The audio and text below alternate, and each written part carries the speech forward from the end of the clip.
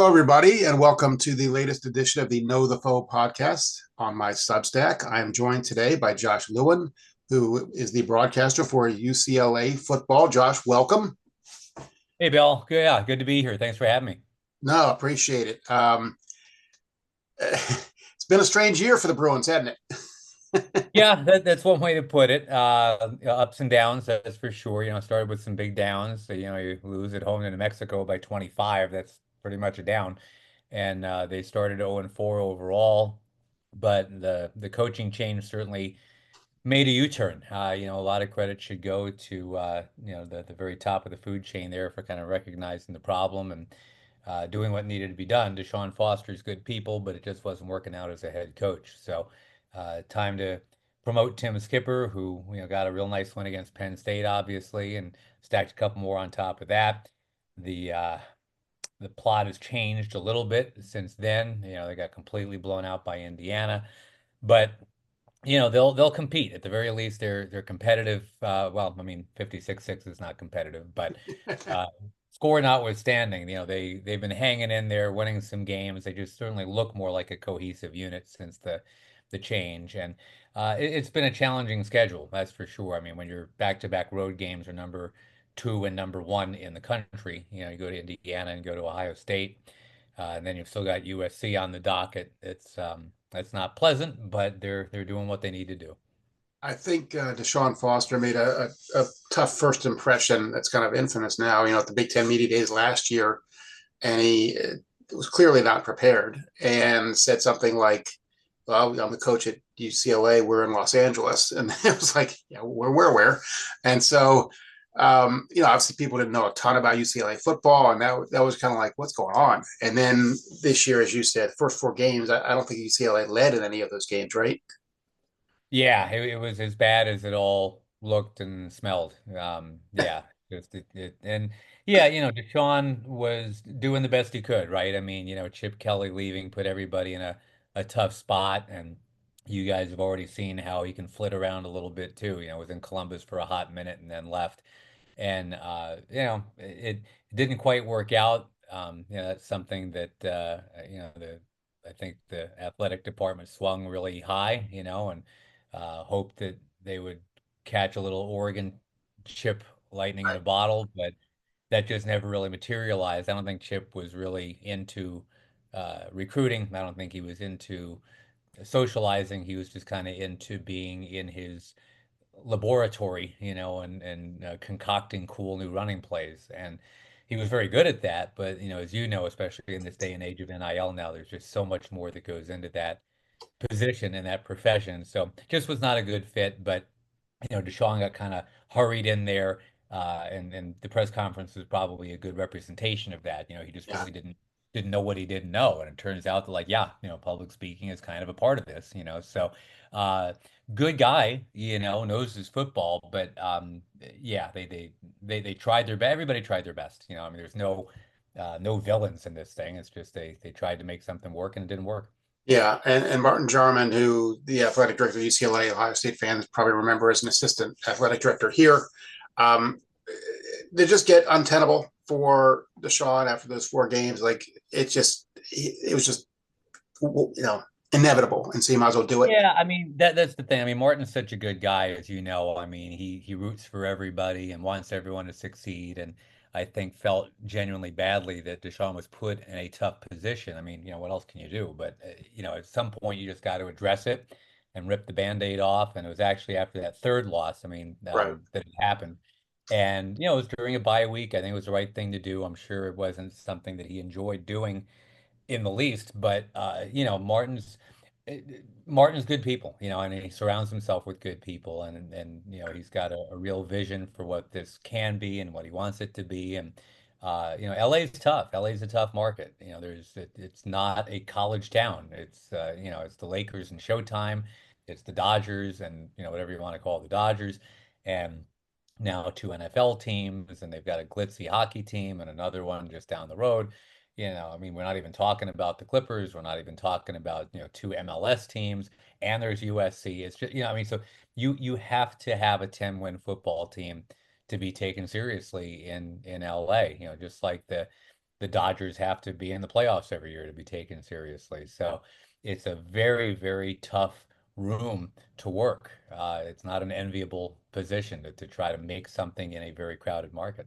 Because most people would think, well, they've got all this access to all these Southern California talent. All you got to do is get a percentage of that, and you're okay. But obviously UCLA is perceived as the basketball school, USC the football school. That probably plays into it to some degree. There's not the tradition of football success that UCLA has that USC does. Um, and I know there are some major issues with just the finances in the athletic department. I don't know what you can say about that. How much of a hindrance is that? Yeah, I'm sure it is. I mean, I'm just a guy that gets hired to scream touchdown when they score a touchdown, so I'm not the greatest guy to ask about Yeah. it. But yeah, I mean, you're dealing with a UC Board of Regents. You're dealing with, I mean, nothing happens in a vacuum. You can't just snap your fingers and say, "I'd like to, spend $5 million to do this," or "I'd like to do that." I mean, everything happens in a very layered, difficult process, and so much red tape that I can't even. I guess it would be blue tape with us. We don't like saying red because of USC. But yeah, I can't even imagine what that job is like to navigate. It seems very tricky, but I get it. I get the fans that are kind of like, well, figure it out. I mean, we're UCLA proud, and we gave you guys a lot of money in tuition, and we expect a winning football team. Blah blah blah. I mean, I totally get it. Look, I went to Northwestern. I wanted to have a winning football team when I was there too. It never quite materialized. Well, I was actually there, I think 3 or 4 years before you. It was just a grad school program. So, Oh, yeah, I saw right it on. on your bio too. Yeah, yeah. Um, so, how is Martin being perceived now? Well, I mean, it kind of as the program goes, that office goes, right? I mean, if the basketball team is in a Final Four again, they're going to think he hung the moon. If Hmm. the, go hire a great coach that everybody loves, same story. It's such a "what have you done for me lately" job. I would never want it, you know. Yeah, Uh, but I think by and large they look at Martin as a guy with great experience and great contacts. And again, he's just such a likable guy that, even when the football team is falling flat or when you can't fill the Rose Bowl, it's like, like I don't think it's Martin Jarman's fault that, yeah. 80,000 people don't go to the Rose Bowl. I mean, that's a hike to get there, all that other stuff that goes with it. But look, winning solves all problems. It really does, and if the football team was 10-2, then he's a genius. And, if the basketball team was in the Final Four, he's the greatest guy ever. And that's not how life should work. Yeah. But, in sports, as that kind of is how life Yeah. works. Let's talk about the Rose Bowl. Obviously, maybe the most hallowed college football stadium in the country, obviously with the history of the Rose Bowl and all that. But for UCLA being the home stadium, it's not ideal because it is so far from campus. How long does it take to get there? I get it all depends on traffic, but it's a hike, right? Yeah, I mean, as the crow flies, if you got a fast crow, it's, on a good day, it's 35 minutes on a good day. But I mean, on a Saturday afternoon, or certainly on a Friday night. I mean, they, gave us that New Mexico game on a Friday night. Thank you, Big Ten. You know, Friday night traffic getting from Westwood I mean, it's 2 hours. Like, I mean, who's doing that? I mean, it's a very difficult ask. It really is. They're doing everything they can, and I mean, look, I think it's a wonderful place to watch a football game, but there's an inherent disconnect. I mean, if you're a student on campus, and you're weighing, I don't mean to do 6-7 on you here doing this, but if you're weighing Right. whether you stay put and go to a party on campus or, get on a bus and drive an hour to an hour back to a football game, that football team better be winning. They better be 10-2. And if you go all that way and lose to New Mexico, it's tough to ask them to come back. Um,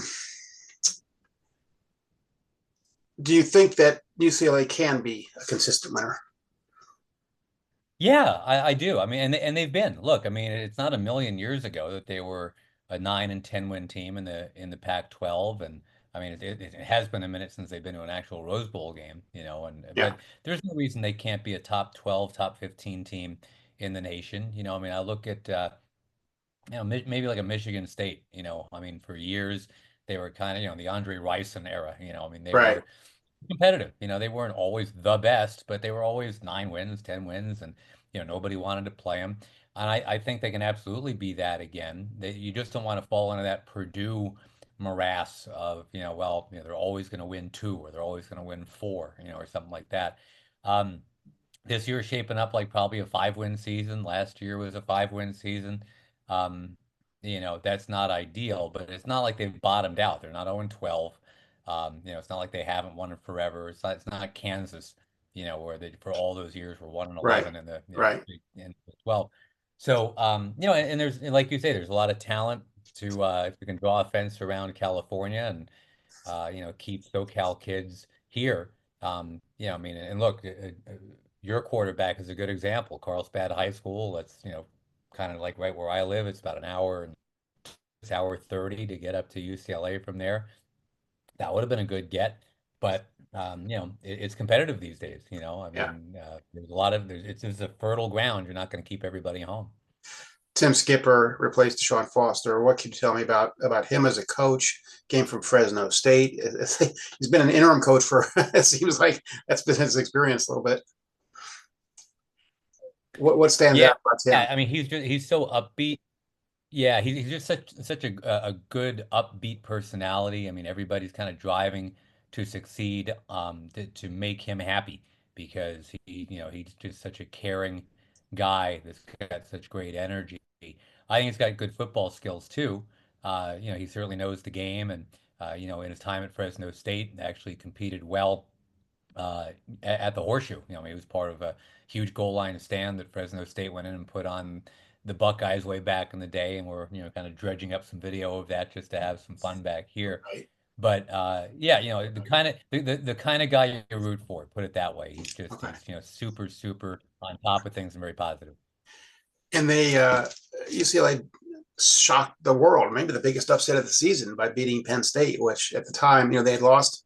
Penn State had lost to Oregon in overtime. Nobody thought it was, the end of the world for Penn State. And then they go out to the Rose Bowl and they got handled, right? I mean, UCLA controlled that game pretty much from start to finish. How did that happen? Yeah, they kind of ended James Franklin, didn't they?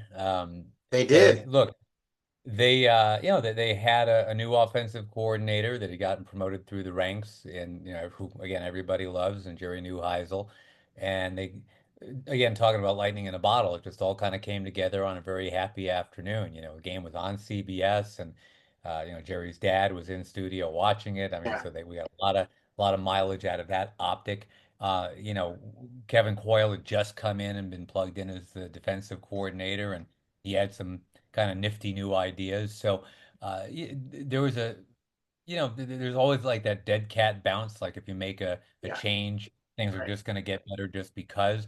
But maybe a perfect stormy kind of thing where Penn State just kind of came in a little with their dauber down, and UCLA was playing like they had nothing to lose and just kind of and played like it. They just left it all on the field. And then I think what happened is they sat back and said, "Wow, look at that! Like, when we like really make an effort and we really give a crap, like look what we can do. Like we just beat the number 7 team in the nation." So I think that kind of positivity funneled right into the next two games. They kicked the hell out of Michigan State.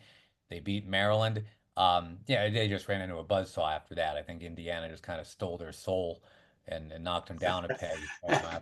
After you lose by half 100, that's going to steal your soul. So how they bounce back, we'll see. I mean, obviously going to Columbus playing at night, I wouldn't wish that one on anybody who's trying to find their mojo again. So Yeah. hanging in there and being representative, I think will go a long way.